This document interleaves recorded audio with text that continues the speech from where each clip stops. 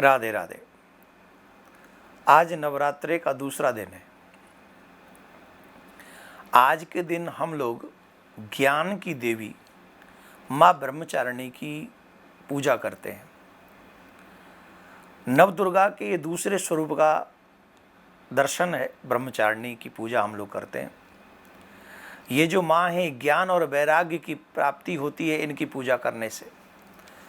शास्त्रों में एक हर रूप की पूजा विधि और कथा का महत्व बताया गया। हर एक रूप का, हम जिस रूप की पूजा कर रहे हैं उसका एक विशेष महात्म है कि हम इस देवी देवता की इस रूप की पूजा कर रहे हैं तो इसका महात्म क्या है। अलग अलग प्रकार से इनकी पूजा का वर्णन शास्त्रों में बताया गया। तो ये जो माँ ब्रह्मचारिणी है, इनकी पूजा जब व्यक्ति करता है तो ब्रह्मचारिणी का मतलब ही है कि तप की चारिणी, यानी तप का आचरण करने वाली देवी जिनका हम पूजन कर रहे हैं। यह रूप पूर्ण ज्योतिर्मय और अत्यंत भव्य है। माँ के दाएं हाथ में जप की माला है और बाएं हाथ में यह कमंडल धारण किए हुए हैं।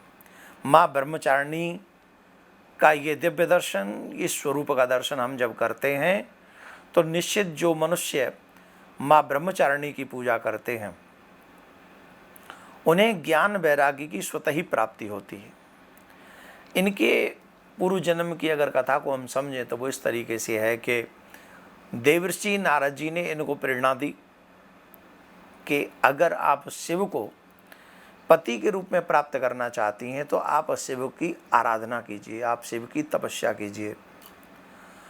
और उन्होंने नारद जी महाराज की बात को सुनकर, देवर्षि नारद की बात को समझकर अपने राज्य सुखों का त्याग किया और राज्य सुखों को त्याग करके शिव की आराधना करने के लिए चल पड़ी, तपस्या करने के लिए चल पड़ी। और जैसी तपस्या इन्होंने, कठोर तपस्या की है। हम लोगों को क्यों कुछ प्राप्त नहीं होता? हम पाना तो सब कुछ चाहते हैं, बड़े बड़े सुख, ऐश्वर्य, वैभव लूट करके, सामान चोरी कर करके, पता नहीं किसी का कुछ मिल जाए, वो मर जाए, उसे रोग लग जाए, उसे ये हो जाए, उसकी संपत्ति हमारी हो जाए, हम कुछ ऐसा कर दें जिससे उसके हमें मिल जाए। अरे राम राम राम। अगर तुम, पहली बात तो मिलेगी नहीं, अगर ऐसे मिल भी गया तो हमारे ब्रज में कहावत है कि हमें एक एक चीज़ वापस करनी पड़ेगी। हमारे यहाँ तो कह देते हैं कोड़ हो के मरेगा, चुकाना पड़ेगा। क्यों? तुम्हारी थी नहीं, तुमने ज़बरदस्ती छीनी है। अगर कुछ प्राप्त करना है तो उसका एक सिद्धांत शास्त्रों में है। आप व्रत कीजिए, आप साधना कीजिए, आप तपस्या कीजिए, आप अनुष्ठान कीजिए। जिस मनोरथ के लिए आप जो कार्य करेंगे आपको उस कार्य की सिद्धि होगी। जानते हो माता रानी ने कैसी तपस्या की थी? जैसा कि इनके नाम से ही पता चलता है, ब्रह्मचारिणी।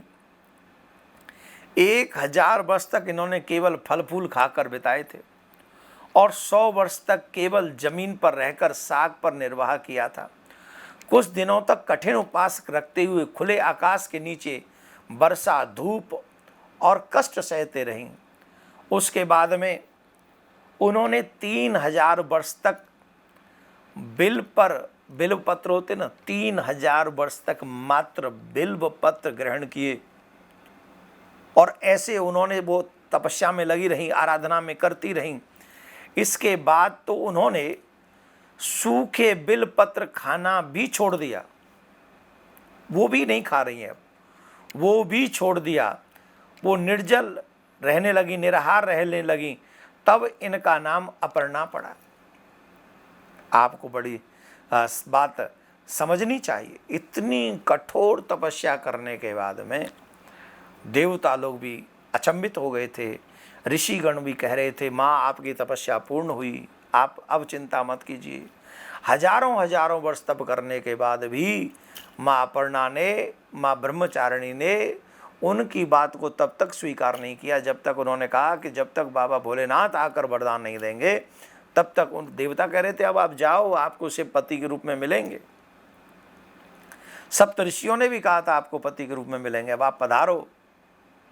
लेकिन माता रानी तब तक नहीं गई जब तक स्वयं शिव ने आकर नहीं कह दिया कि तुम्हारी तपस्या पूर्ण हुई। माँ ब्रह्मचारिणी की पूजा करने से एक चीज़ अवश्य सीखने को मिलती है, जीवन में चाहे जितनी भी कठिन परेशानी आपके सामने आके खड़ी हो जाए, लेकिन तुम तब तक नहीं हारते जब तक तुम वहाँ से हट न जाओ। तुम अंतिम चरण पर भी जीत सकते हो। माँ ब्रह्मचारिणी की पूजा करने से ज्ञान वैराग्य की प्राप्ति होती है। जिन जातकों की कुंडली में मंगल ग्रह अशांत हो या कोई डिस्टर्ब कर रहा हो या परेशानी कर रहा हो, तो माँ ब्रह्मचारिणी की पूजा करने से मंगल ग्रह भी शांत होता है। आप सबको एक चीज़ और समझ ले, थोड़ी बता दें हम, माँ ब्रह्मचारिणी को सफ़ेद मिठाई या तो मिश्री या कोई खोआ से बनी हुई मिठाई अथवा सफ़ेद कोई फल मिल जाए तो ठीक है, नहीं तो सफ़ेद कोई मिठाई का ही भोग लगाएं। फल इत्यादि अर्पित करने से माँ ब्रह्मचारिणी अति प्रसन्न होती हैं। तो आप सब इन बातों का ध्यान रखें। राधे राधे।